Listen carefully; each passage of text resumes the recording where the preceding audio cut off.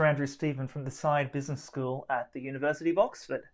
What does social media do to us as human beings? How does using social media affect us psychologically or affect our mental health, our well-being?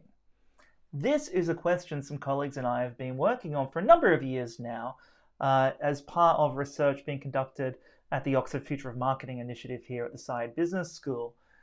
Now, this is a really important question. Social media is pervasive throughout modern society. In fact, the agency We Are Social reported in their October 2020 State of Social Media report that globally, we're now up to about 4 billion people using one form or another of social media at least once a month. And certainly a large proportion of that 4 billion use it every day.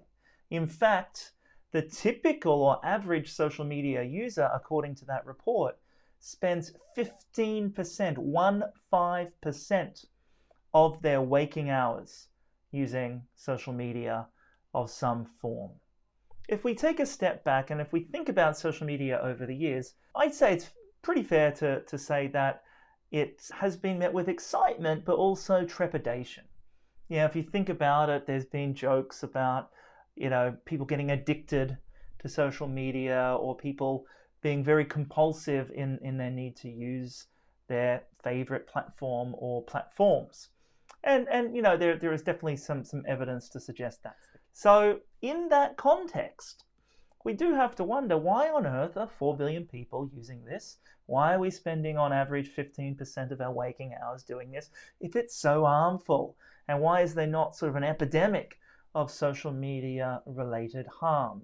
This led colleagues and I, led by my colleague Dr. Cami Kralik here at Oxford, to really investigate this. And we actually went back in time to quite old research in sociology, if you will, to try and see what the literature said about socializing. And it's a human thing. We are social beings. And so we sort of felt that it's relevant to go back and look at the literature on just the benefits of having friendships, close relationships, social connections. And indeed, much of the evidence stacked up over decades suggests that it's a good thing, surprisingly or not. It's a good thing to have friendships. It's a good thing to have close connections. It's a good thing to have what we would call meaningful social connections or meaningful social relations. So if we take that into the social media context, we then have to try and reconcile that with a lot of the findings out there, and indeed popular sentiment, including from celebrities like Selena Gomez and Madonna, and more recently Prince Harry and his wife Meghan, suggesting that this is harmful. So this is what the research set out to do. And indeed, we feel, and our hypothesis was, if people are using social media in what we call a truly social manner, or to connect with meaningful social relations, then we think there's probably some good here. Maybe there's a positive link between time spent on social media and psychological well-being if we're using social media for that truly social purpose. Now, there are other uses as well. Obviously, following people, following celebrities, influencers, politicians, brands, organizations of any kind, getting the news, entertainment. So there's many other things that people do on social media, but we feel that maybe the truly social stuff could be beneficial, and maybe that other stuff is less so. Maybe not harmful, but certainly not truly positive in terms of its impact on our well-being. So that's the hypothesis. What did we do to test this? We tracked cohorts of people, mainly in the United States or the UK, and did this over a period of time. So we were looking at how they're using social media on an ongoing basis on their phones, on their mobile devices. So we had an app that they installed, and they gave us permission to unobtrusively measure how much time every day they were spending on all the different social apps. So Facebook, Instagram, all the messaging apps, Twitter, and so on and so on and so on. So with their permission, we collected that. We didn't know what they were doing. We certainly weren't interested in invading their privacy. We just looked at how much time they were spending. And then every 2 weeks, they were pushed a survey. And that survey measured psychological well-being, among other things that we controlled for in our studies.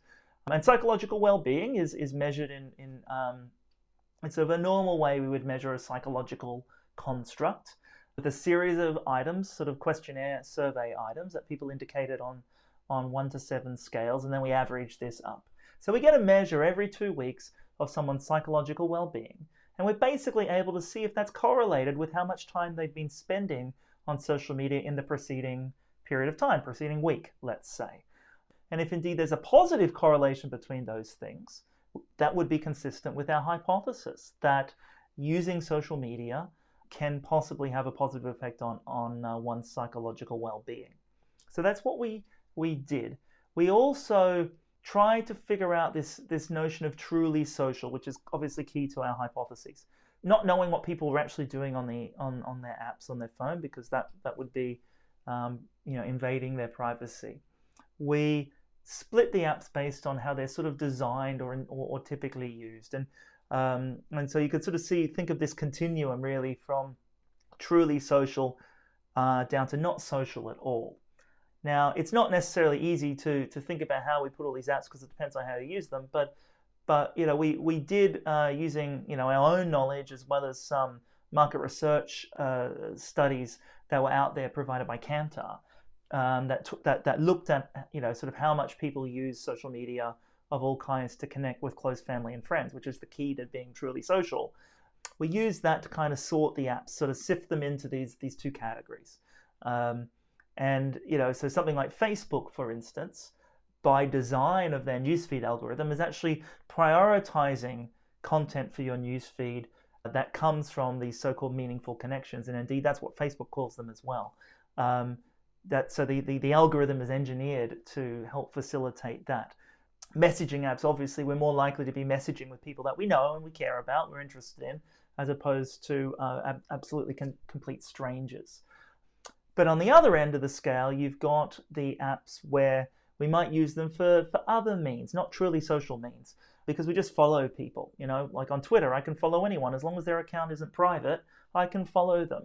I don't need to know them. They don't need to agree to let me follow them. There's not necessarily a social connection there. So I might be following them for some other reason, entertainment, news, information, interest, but not for a social purpose. Same goes for Instagram and many of the others. So we split them out, and we then did some statistical analysis to have a look at this. And so the two studies had just over 1,000 people in the first one, mostly people in the UK.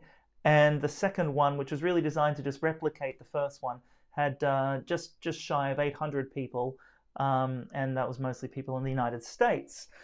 And what we did with our analysis, we broke out the time spent on social media into the truly social types versus everything else.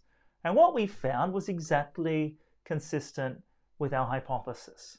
So after controlling for other things, by the way, that affect psychological well-being, a lot of demographic characteristics, socioeconomic characteristics, and other aspects of your well-being, such as financial health and physiological health, we found a significant positive effect or association between time spent using the truly social types of social media and one's subsequent psychological well-being. That's consistent with what we expected, but it does go against some of the previous findings, and it certainly goes against some of the popular press headlines out there and what the celebrities have seemingly been saying. But it's not that this is necessarily disagreeing. I think it really depends on what social's being used for.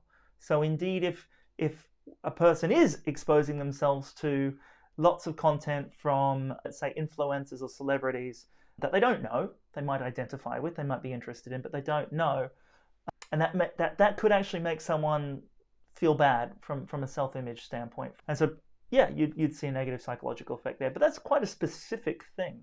Whereas we're showing, on average, use of social media apps that are designed or typically used for more truly social purposes is positively associated with subsequent uptick in psychological well-being. So finally, let's put this into perspective. These are relatively small effects. Now, what that means in research terms is that is a detectable effect, but it's not huge. So going, if I can't sort of write a prescription like a doctor and say, hey, go and spend 15 minutes on Facebook now, and it's gonna, give you a big boost and more energy and make you feel better about yourself and cure depression or things like that. That's not the point. There are many, many other things that affect our well-being, including our psychological well-being and mental health. Major life events, positive or negative, tend to have a big effect. So getting married tends to have a big positive boost. Someone getting seriously ill or unfortunately passing away, pretty big negative effect on our psychological well-being. There's all these other things that kind of go into the mix, into sort of the fabric of life, that also affect our psychological well-being. But what we are finding is part of that mix is indeed time spent using social media when it's being used in a truly social manner.